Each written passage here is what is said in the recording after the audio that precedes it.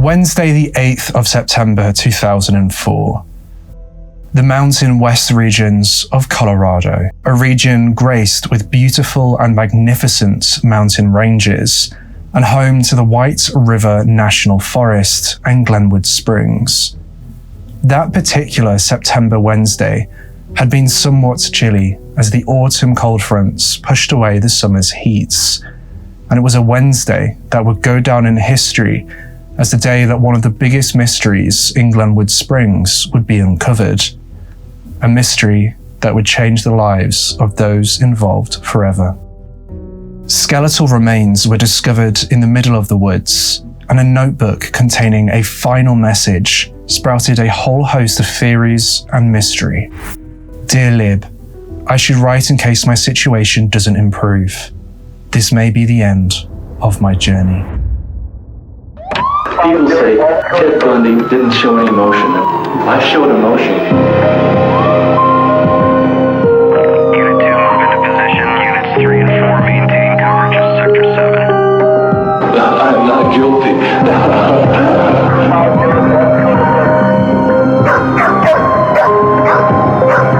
Open and clear. We have a visual. Repeat, we have a visual.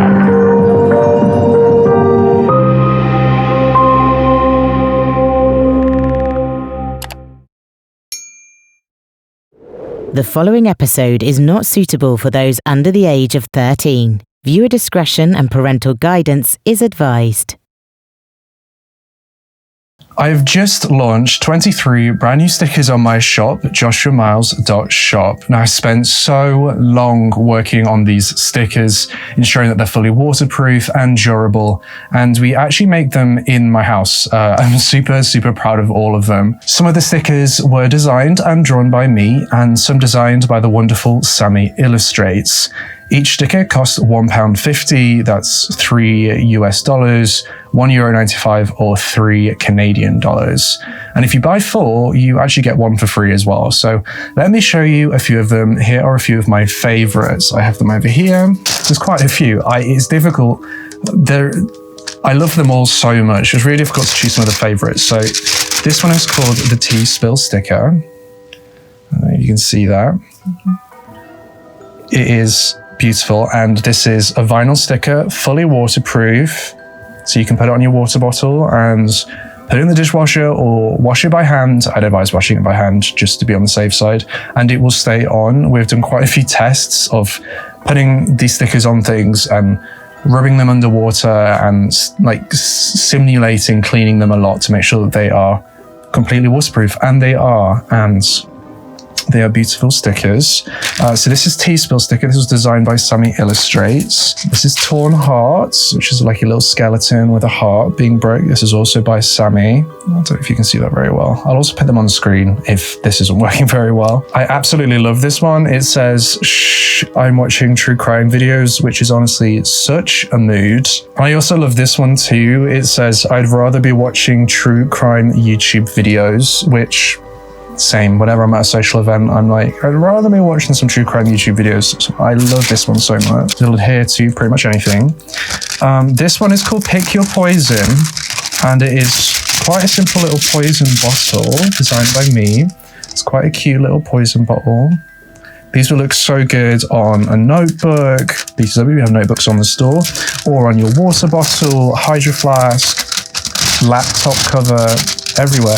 There are so many more that I really want to show you, but we don't have time. Like, we have this cat design called Bandit Cat, absolutely beautiful. I love him so much, he's so cute. And there's so many more really awesome designs on there. Some simplistic, some are more like sayings and like quotes, some are quite complex pieces of art, and I love them all so much. I've been working really hard on all of these designs and spending so long trying to perfect the process to make sure that they're the best quality that we can get, and that they are super waterproof and super durable, and they all have a matte finish. They're not glossy stickers, but they have this lovely matte finish to them, which I think just makes it feel so nice.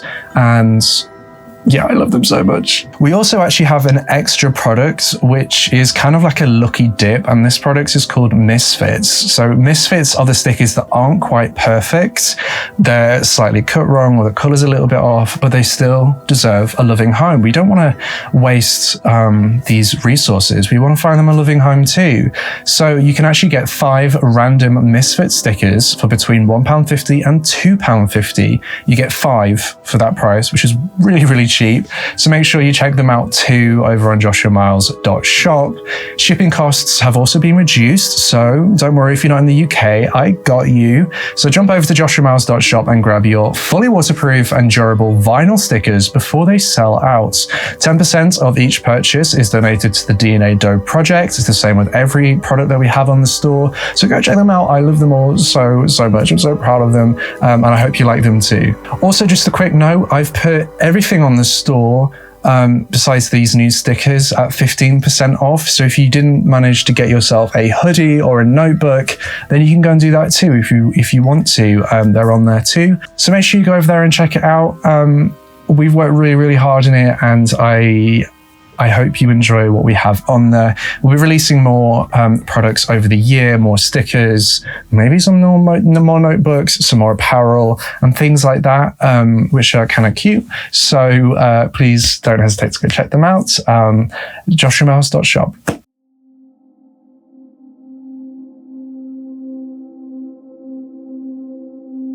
The White River National Forest is the most visited national forest in the United States, predominantly being visited by those who wish to go skiing on the snowy mountains in the area. White River National Forest boasts 12 different ski areas within its boundaries, each extremely popular with tourists and residents alike. Though the National Forest doesn't just play host to avid skiers, but also to hunters. With wildlife such as deer, elk, mountain sheep and mountain goats, bears, mountain lions, bobcats, lynx, moose, raptors, waterfowl, trout, and so many more species of animals, it's clear to see how hunters and fishermen are drawn to the picturesque scenery and diverse ecology. However, on that one autumn Wednesday in September of 2004, 2 hunters would stumble upon the complete unexpected. 2 bowmen were tracking an animal near Windy Point, a campground located on Dillon Reservoir that plays host to an abundance of activities such as camping, fishing, boating, bicycling, hiking, and more.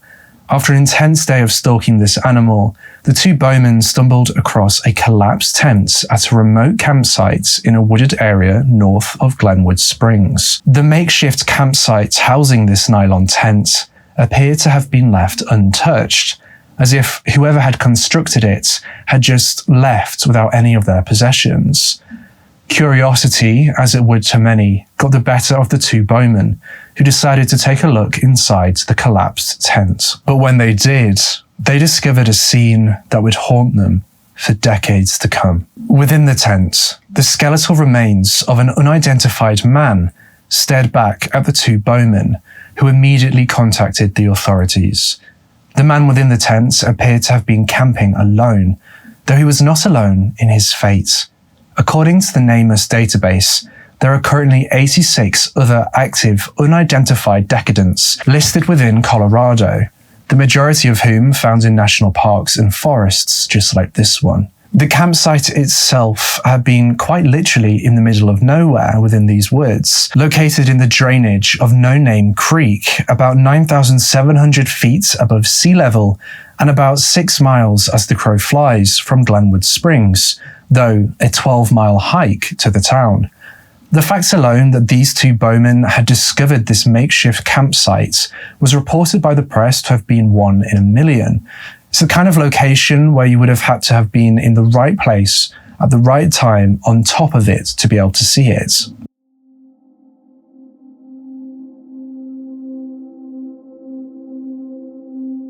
Authorities transported the skeletal remains to undergo examination by a pathologist to try and determine identity and cause of death.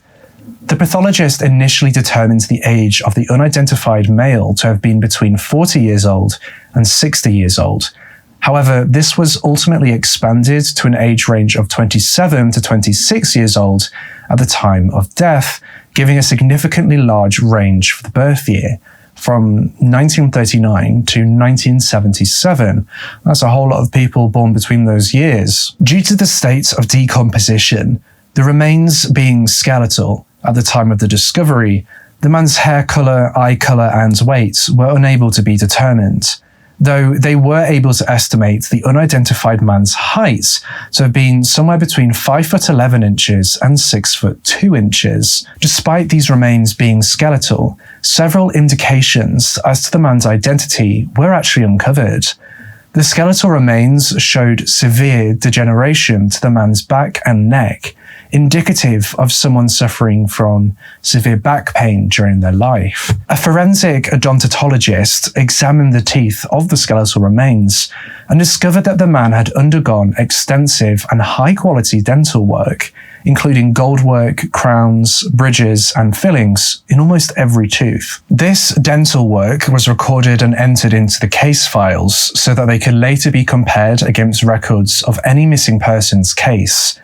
The cause of death was extremely difficult to determine for the medical examiners, resulting in it being listed as unknown, probably natural. It's important to note that investigators found no reason to believe the man's death had been as a result of suicide. Garfield County Sheriff Lou Valerio told the media that, quote, "If somebody says, I'm going to drive to the mountains of Colorado and kill myself, they'll kill themselves in their car or park and walk into the forest and kill themselves. But this case is not like that. He just didn't leave his name on anything." The makeshift campsite was immediately cordoned off as a crime scene to allow forensics to go in to try and uncover any further clues as to the identity of the unknown man. It was quickly determined that the unidentified man had been a smoker due to cigarettes and smoking paraphernalia being located within the man's tent. Investigators hypothesized the man's favorite brand to have been Camel cigarettes, as that had been the only brand within the man's possessions. The skeletal remains themselves had been found inside a sleeping bag within the collapsed tents. This sleeping bag was considered to have been one of the major leads within this case due to the information it provided. It was branded Perth, Australia, and standard long. This gave the investigators a possible lead as to the nationality of the unidentified man, recording him to have been possibly Australian. A green camping pillow was also found within the tents, as could probably be expected. Numerous other personal items were discovered in the campsite, including that of a notebook, which we'll come back to later on in this episode. Currency was also found within the man's possessions, with the most recent note or coin being dated 1999. This, at least, helped to narrow down the period in which the man had been in the mountains to the 5 years between 1999 and 2004. 6 $100 bills, 1 $10 bill, 1 $5 bill, and 5 $1 bills were ultimately found on the campsite, again, all dated no later than 1999. Specialized forensic examiners inspected the tent and determined that it had been exposed to at least one winter in the Colorado mountains, but couldn't provide any more information than that. So this man had perished in the mountains at some point between 1999 and 2003, or very early 2004. Investigators were truly at a loss as to trying to determine the man's identity.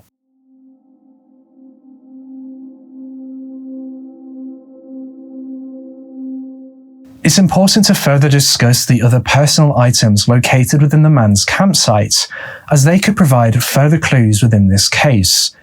The man had been wearing a wristwatch when he had died, a watch with Roman numerals. The brand of the watch has not been made public. Within the man's clothing and accessories, a brown and black pair of Timberland hiking boots sized 9M were uncovered. A black leather belt that the man had been wearing, which presumably had been attached to the man's trousers, which had rotted away, was found. Further to these, a yellow and green plastic poncho, a pair of blue wool socks with duct tape wrapped around the toes, and a blue and black JanSport backpack were recovered from the campsite. Several toiletry items were also recovered from the scene, including a single blue hairbrush, an empty Tylenol bottle, fingernail clippers, tweezers, a package of foam earplugs, and a pack of razor blades. The camping equipment found at the campsite included the green Eureka Dome tent, a butane stove with 2 fuel cans, a Sweetwater water filtration kit, a tent repair kit, though it's unknown whether it had been used, 2 green plastic military-style canteens, a round red and blue canteen, a compass, an aluminium cooking pot, a spoon, and 2 drinking cups. Again, I'm listing these personal items as they may play a role in finding an identity for the Flat Tops John Doe, and some of them play a role in the theories surrounding this case, which we'll discuss later on in this episode. Some further miscellaneous items were located within the man's possessions: 2 games, a 4-in-1 Radio Shack game, which is a single-player game, and a pocket-sized Battleship game, which is a 2-player game. 2 National Geographic moisture-proof trail maps of the Flat Top with a route drawn across them to the area where the remains were discovered, though it was lacking a starting point.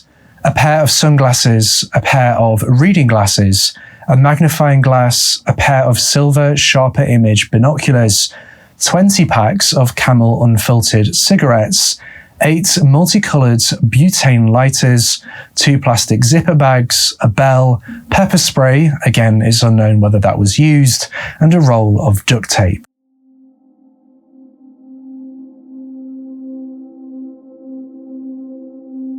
This all brings us to one of the biggest mysteries in this case: a notebook discovered in the man's tent.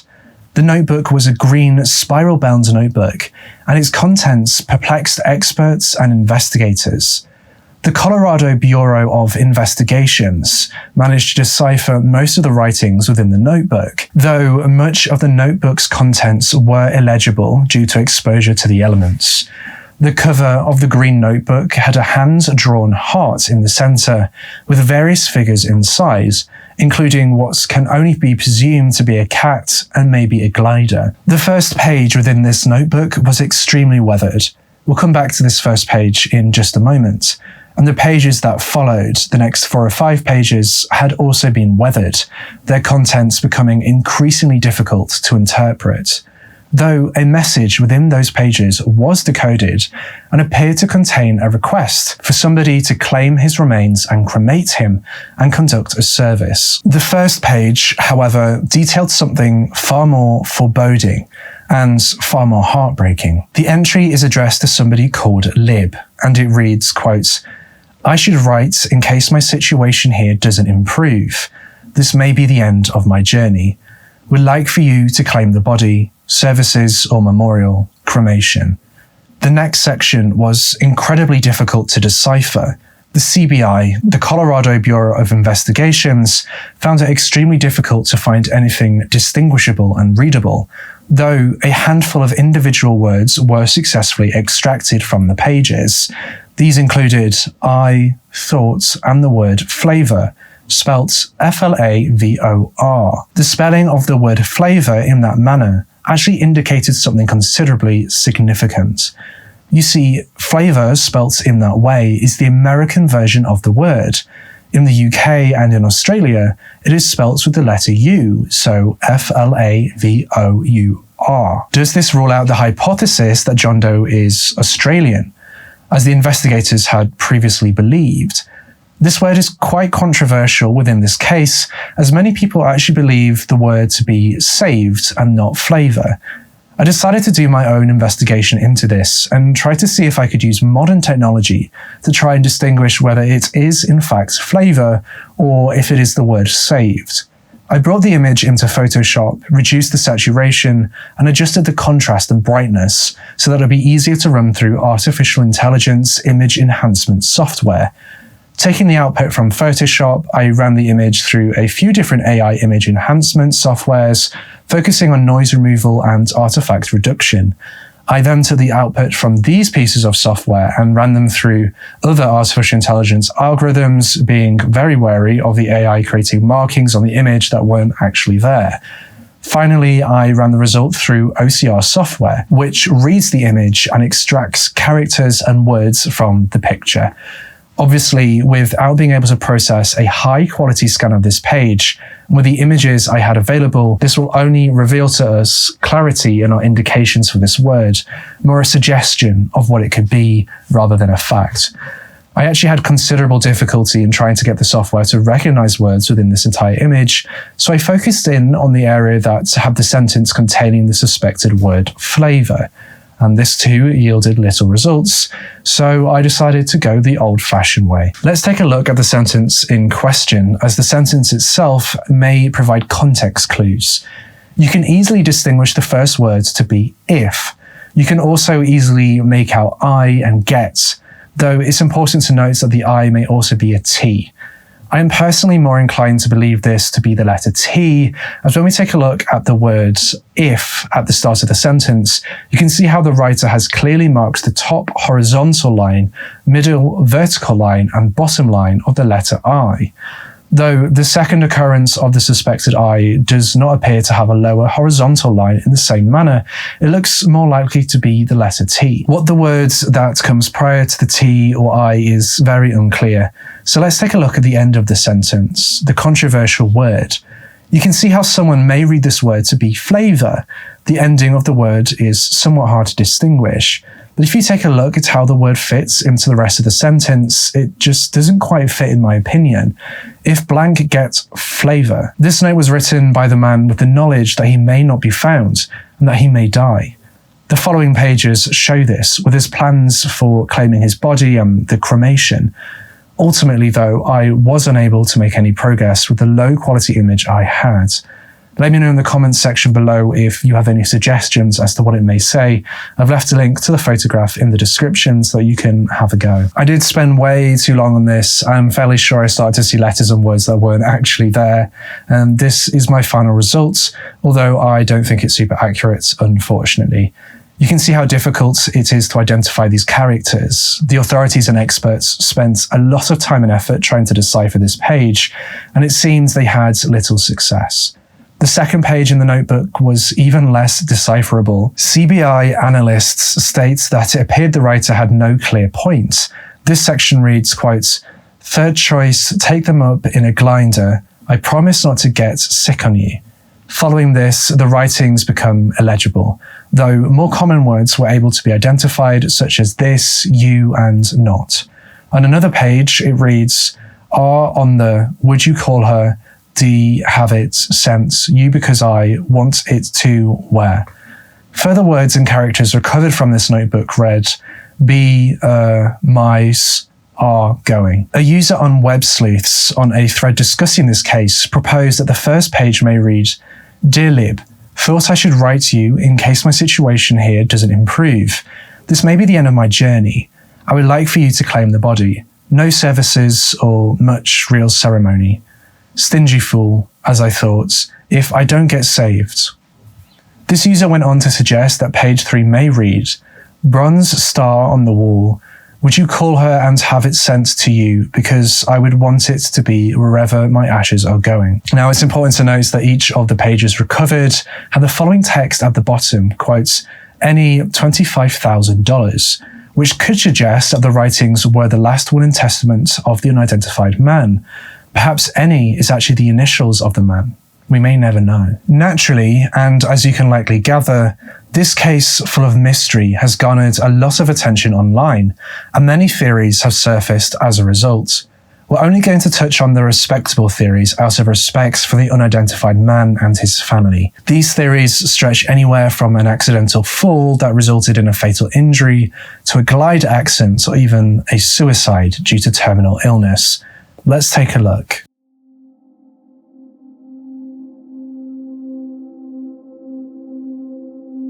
One of the primary characteristics of the unidentified man focused on within this case was his birthplace, and this quickly became grounds for a distinct theory. It was evident from the analysis of his skeletal remains that the man had a very serious degenerative disease that affected his back and neck. It is suggested that this degenerative disease would have caused the man to be in severe pain. This would have meant that he would have likely visited a doctor or multiple doctors to try to alleviate the pain he was in. Perhaps the man had been seeking a peaceful place to spend his last few days, rather than spending his last moments on this earth in a hospital or at home. It isn't publicly known what type of degenerative disease the man suffered from, but it is plausible to suggest that the disease triggered other ailments within the man's body, both physically and mentally. For this theory to be plausible, investigators must know for certain the illness or degenerative disease that he suffered from, and that it must have been extreme enough to drive him to suicide. A disease with no cure, a disease that caused him to be in a state of constant anguish, physically and mentally.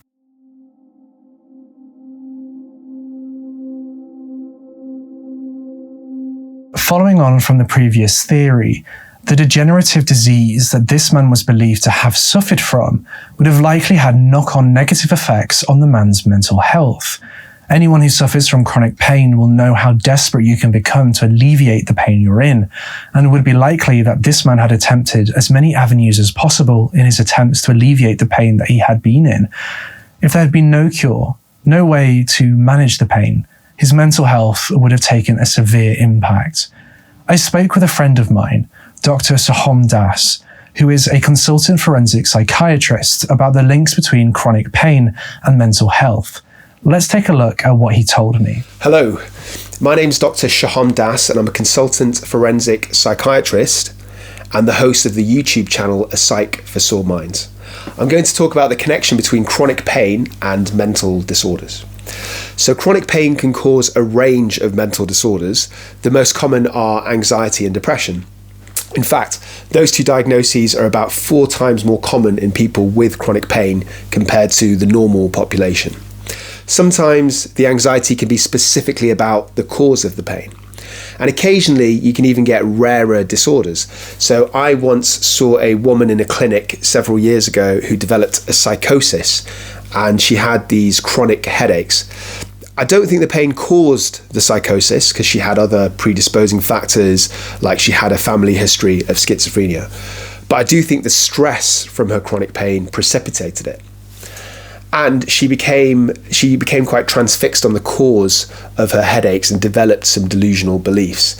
So specifically, she believed that certain members of her family were like emitting radiation and had given her brain cancer. Although, as I said, that's very rare. So when we think about the mechanisms that cause mental disorders from chronic pain, there's the obvious connection, which is the emotional distress from being in constant pain. So we know, for example, that chronic pain can release stress hormones and certain neurochemicals which are connected to depression. But then there's also the less obvious kind of indirect connections. So for example, people in chronic pain often can't sleep properly, so they're left exhausted and they lack energy and motivation, or they just struggle in their functioning. So they might not be able to work, they might not be able to concentrate, might not be able to do like housework or enjoy family life, such as playing with their kids, etc. So all of these factors can indirectly contribute to their depression. And on top of all of that, there's somatization. So somatization is a recognized psychiatric phenomenon, which is where mental distress comes out as physical pain. So sometimes there can be no medical cause for the pain apart from the actual mental anguish, or sometimes it can be that there is already an established physical pain, but it's exacerbated by mental distress. So you start to go in a vicious cycle.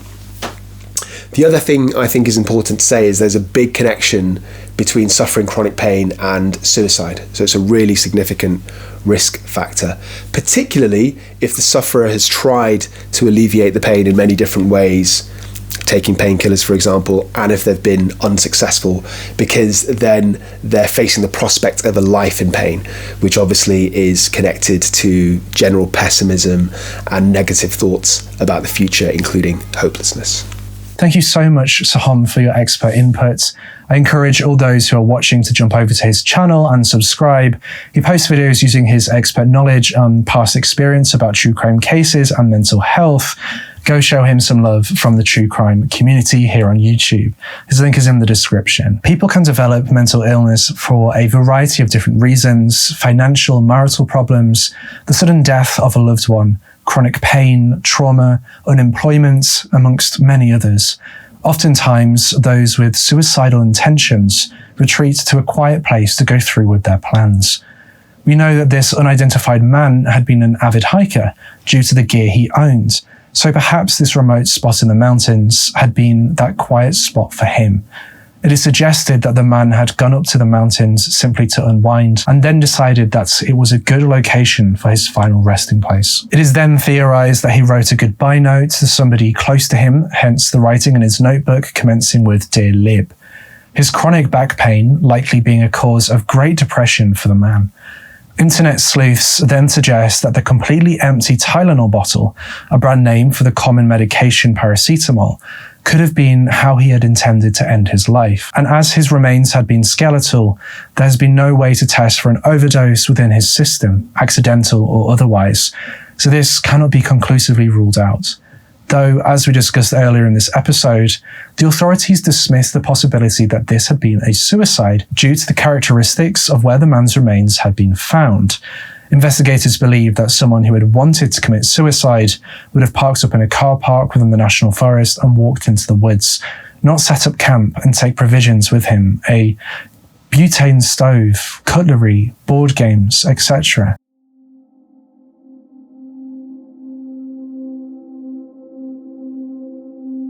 Another prevalent theory within the discussions of this case was that the man had met a tragic end due to an injury he had sustained while hiking. In the man's green notebook, he wrote, "I should write in case my situation here doesn't improve." This sentence provides the basis for the theory. What did he mean about his situation here? It leads the reader to believe that whatever situation the man had been tied to his immediate surroundings.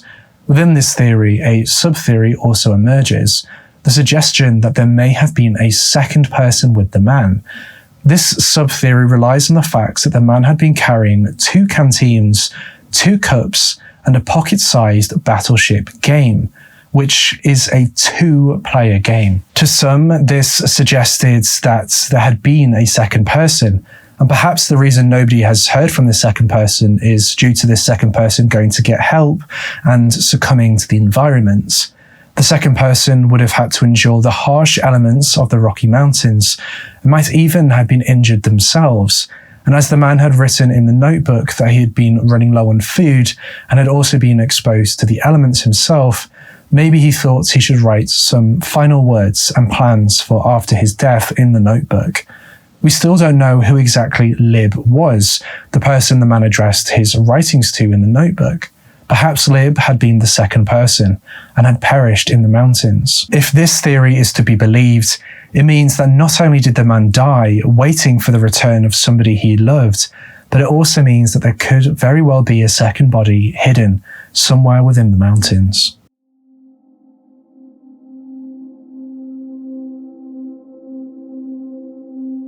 The glider accident theory is one of the lesser discussed theories within this case, though it is still worth mentioning.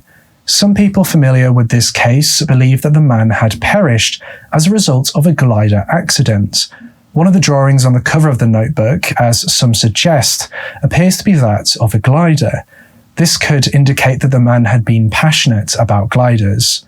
On the second page of the notebook, it's believed the writer mentions a glider for the first time, though it's important to note that his sleeping bag was branded as standard long, which is also a type of glider. From the drawing of this glider, some people deduce the picture was that of a non-powered glider.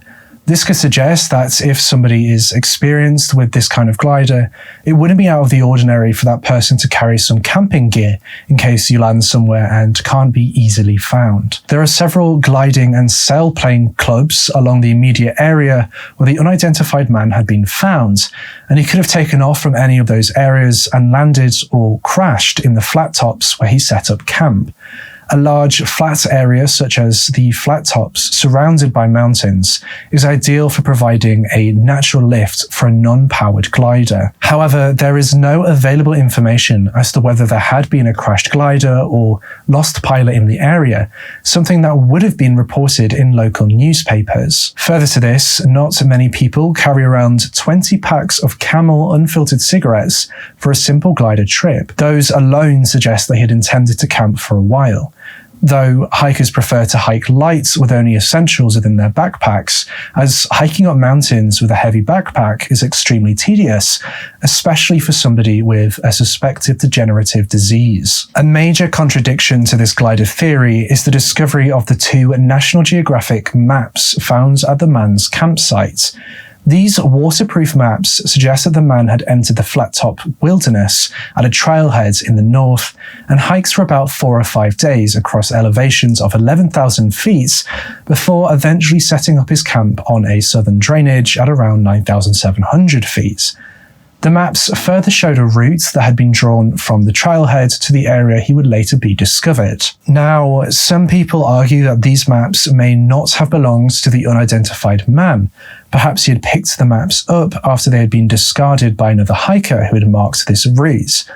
This case is truly one filled with unknowns. The same National Geographical waterproof, tear-proof maps are still up for sale on the National Forest websites and information points, suggesting that they had been purchased on arrival to the National Forest either by him or by somebody else.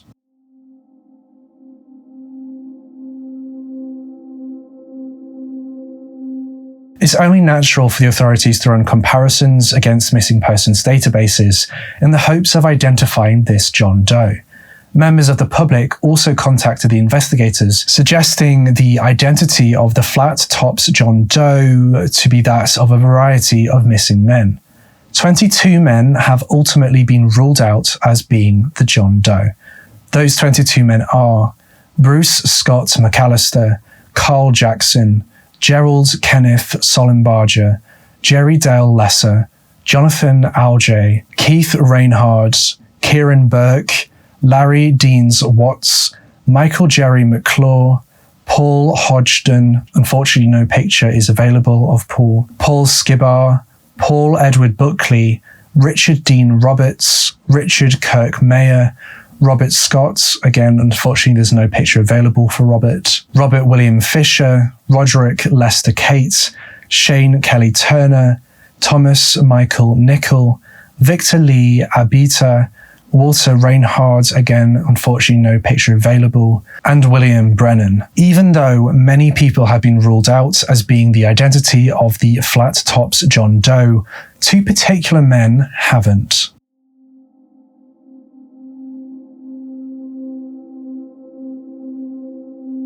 The first man we will discuss is a man called Mark Allen Husk. Now, the dates on Mark's case are contradictory, confusing, and sometimes even impossible to form a solid, verifiable timeline, though most sources agree on most of them, so we'll go through the dates that have been verified. The last sighting of Mark was on the 10th of October 2003 at his residence on Old Chicago Road in Ferrisburg, Vermont. Although there are conflicting reports on the date he went missing, it appears that this particular date was the most reported. Mark had been born on the 18th of December 1953 and had been 49 years old when he had disappeared.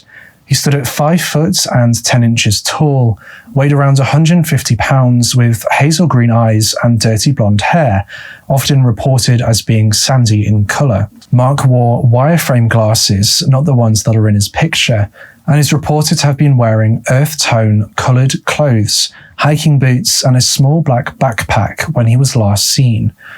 Mark has a scar on the lower right lip towards his jawbone, a possible faint scar on his neck, and a scar on his elbow.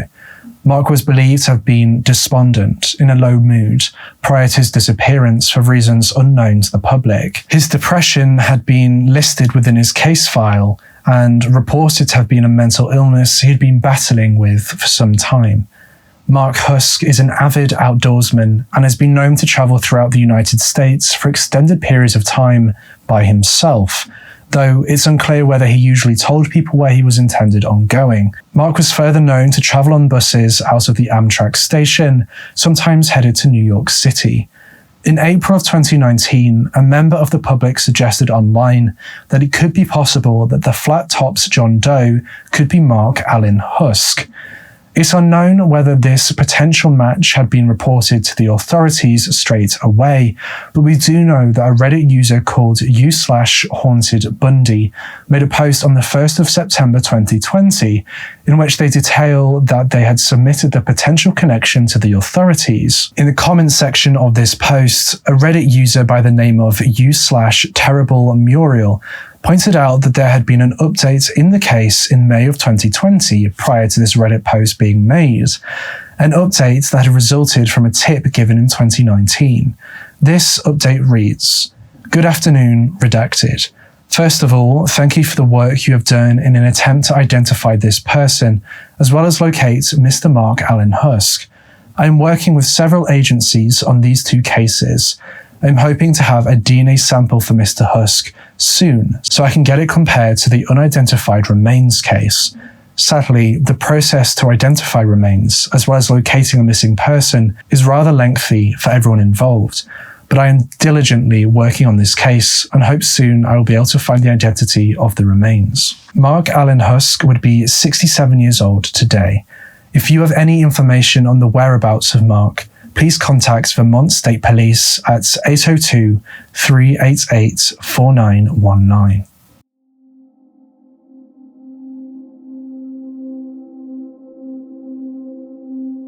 Our second potential match is a missing man from Scarborough, a coastal suburb of Perth, Australia. The details of Wayne Druitt's case isn't as widely known to the Flat Top John Doe case as Mark's, but as several people have made connections between Wayne and our John Doe, it is worth taking a closer look into Wayne's disappearance.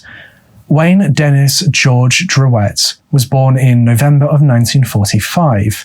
He had a fairly regular upbringing and ultimately got married and fathered 2 children. When his 2 children grew up, they too had children, giving Wayne numerous grandchildren. Wayne had spent 20 years serving in the Australian Army and had been a former Special Air Services Regiment Administration Sergeant who had served in Vietnam. At the time of Wayne's disappearance, he had been 57 years old. He was a Caucasian male with a medium build and receding grey hair. Wayne stood at 5 foot 11 inches and actually had a cardiac condition, though no details relating to any arthropathy have been released to the public, so it's unclear whether Wayne had also suffered with any back or neck issues. Wayne had green eyes and a passion for woodwork and music, but unfortunately his life took a sad turn when he had become involved in a get-rich-quick money-making business. What began as a regular Monday in April quickly became a day that ended with the family's worst nightmare. On the 14th of April 2003, Wayne and his wife Joyce had been staying at the Rendezvous Observation City Hotel in Wayne's hometown of Scarborough, Perth. He had left the hotel alone in the later afternoon, early evening, as he had become involved in a kind of multi-level marketing scheme that promised to raise a large sum of money through the sale of diamonds. It is believed that Wayne had left the hotel to attend a meeting at his house in Ballajora, which is still in Perth, where he would discuss a business venture he'd been planning. The authorities believe he had left the city of Scarborough in his vehicle, a bronze 1992 Toyota Lexus sedan, registration 1AUS069. At 12:43 p.m. on that same day, Wayne withdrew 10,000 Australian dollars and opened up a second safety deposit box. It is believed that this was before Wayne went to the meeting. It's unknown why Wayne opened the second safety deposit box, as he would sadly vanish before it could ever be used. The last known contact Wayne had with his wife was by the telephone on the evening of Tuesday the 15th of April 2003, the day after the meeting. Since then, Wayne has not made any further contacts with his friends or family. Wayne had to take medication for his aforementioned heart condition, medication which his wife found at home after his disappearance. Without this medication, it's believed Wayne wouldn't be able to survive more than a few years. Nearly 3 weeks after Wayne had gone missing, on Sunday the 4th of May 2003, Wayne's wife Joyce reported him as missing.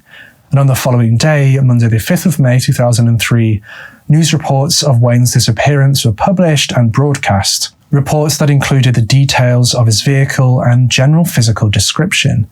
That same day, Wayne's 1992 Toyota Lexus sedan with the registration 1AUS069 was found at the Perth domestic airport. Wayne has not been seen since he left the hotel. According to the detective senior sergeant on Wayne's case, the reasoning as to why it took 3 weeks for Wayne to be reported missing was due to pressure from investors in the diamond deal. Wayne's wife Joyce had been waiting anxiously for his return, but he did not come back, and in the days and weeks that followed, she had received several visits from strangers who had tried to convince her that her husband was safe. Joyce explains that she was made to feel that if she did go to the police, she would never see Wayne again. Wayne's brother, Gary, stated that Wayne had told him about the diamond deal and that he had warned Wayne about the dangers of such a lucrative transaction. Wayne's brother goes on to say that Wayne liked the high life. Quote, his last words to us on the day about this, he said, "Well, if everything goes right, then I'll see you." Sounded so harebrained for my way of thinking. Wayne also said he was raising money on behalf of a facilitator who would exchange and resell the diamonds to yield a substantial profit for those who invested in the deal. Investigators identified about 40 people from across the country of Australia who'd invested their money in the diamond deal, but say they are reluctant to help with the police's inquiries. A Roman national called Nick Stewart had been the facilitator of the $1 million Australian diamond deal that Wayne had been involved in. Nick Stewart is currently wanted in Romania for allegedly being involved as the facilitator in a Bucharest diamond deal in 1996, in which a man who had the cash for the transaction disappeared, with his car being found abandoned. Investigators found that Nick Stewart had left Australia a week after Wayne had last been seen alive. The police raided his home in May and June of 2003 and uncovered rifles, shotguns, a revolver, ammunition, and a book called Be Your Own Undertaker: How to Dispose of a Dead Body. Investigators believe that Nick Stewart had been the mastermind behind the entire scheme and had played a role in Wayne's disappearance. The connection between Nick Stewart and Wayne was found after Nick had made a phone call on the 2nd of April 2003 to a mobile phone owned by Wayne, though Wayne had registered it under a false name. Between April 16th and April 23rd, Nick Stewart booked a flight back to Romania from Australia, sold his car, and accessed a safety deposit box in the same bank as the one Wayne had opened his second unused safety deposit box. Then Nick flew back to Romania. There is currently no evidence to suggest that Nick Stewart has ever returned to Australia since he left in 2003, and he is still wanted by Romanian authorities. Investigators believe that Wayne had been killed and robbed of more than 800,000 Australian dollars in cash that had been raised to buy Eastern European diamonds that, unbeknownst to Wayne and the investors, probably never existed in the first place. Without a body, though, this theory is unproven. In late 2012, a coroner involved in the investigation stated that he was confident that Wayne had likely died shortly after his disappearance and that Nick Stewart had been involved. Senior Sergeant Glenn Potter investigated Wayne's disappearance and stated that the case should serve as a warning to anyone considering getting involved in black market deals or quick cash deals. Quote, "There's a quick fix, a quick book in it. And the reality is they don't exist and a lot of pain is caused," he said.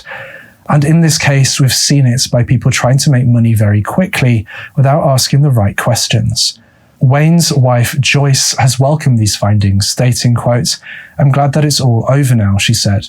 His daughter, Deborah, says she hopes that one day her family will find out exactly what happened to their father. Quote, "Everyone needs to come forward with anything that they possibly have, no matter how little it is. It might be the missing link one day," she said. Despite this theory, the police are still investigating the possibility that Wayne may have left the country on his own accord or had met with foul play. The connection between Wayne and our Flat Top John Doe is loose, but can't be completely ruled out. Wayne Dennis George Druitt would be 75 years old today. If you have any information in relation to the disappearance of Wayne, his movements or sightings of his vehicle between Monday 14th of April and Monday 5th of May 2003, please contact Crime Stoppers on 1-800-333-000.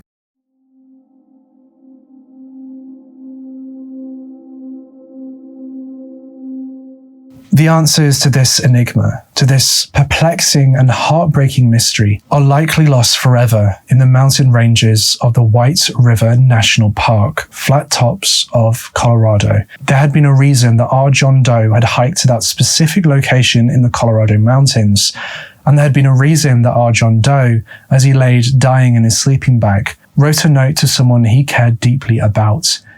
He had made fun remarks about the plans that should be carried out after the discovery of his remains. He wrote his last words on what was probably a cold day, waiting for rescue, hoping desperately that he would be found and he could throw his notebook away. Somebody out there, maybe even somebody watching this video, is waiting, just as he was, for another glimpse of him. A family member, a friend, a clerk at his favourite store, a childhood friend. Everybody deserves to go back home. Everybody deserves to be laid to rest by their loved ones. If you have any information about this case, please contact the Garfield County Sheriff's Office at 970-945-1377 extension 1025. The case number is 04-1656. Alternatively, contact Garfield County Coroner's Office and ask to speak to Robert Glassmere at 970-309-1042 or Danica Pezek at 970-319-4491. My analytics say that more than half of the people that watch my videos aren't actually subscribed. So if you could hit that subscribe button and that notification bell, it would mean the world to me. It's completely free and you can always unsubscribe later. I upload a brand new Curious Case episode every Sunday and a shorter video every Wednesday, which looks at current and ongoing events in the true crime world, called This Week in True Crime. Make sure you go and get your hands on the 23 new stickers I just launched on my shop. They're fully waterproof, made by me and my team, and every purchase contains a 10% donation to the DNA Doe project. You can also grab anything else in the store at the moment for 15% off if you fancy. My social media is at It's Joshua Miles on Facebook, Instagram and Twitter, and at Joshua Miles TikTok on TikTok. With all that being said, I'll see you in the next case. If you or someone you know has been affected by issues covered in our programming, including this episode, then please use the link in the description for information, advice, and support. This episode was researched by Helena Alexandra and Joshua Miles, written for production, hosted and edited by Joshua Miles, closed captions by Katie Eaton.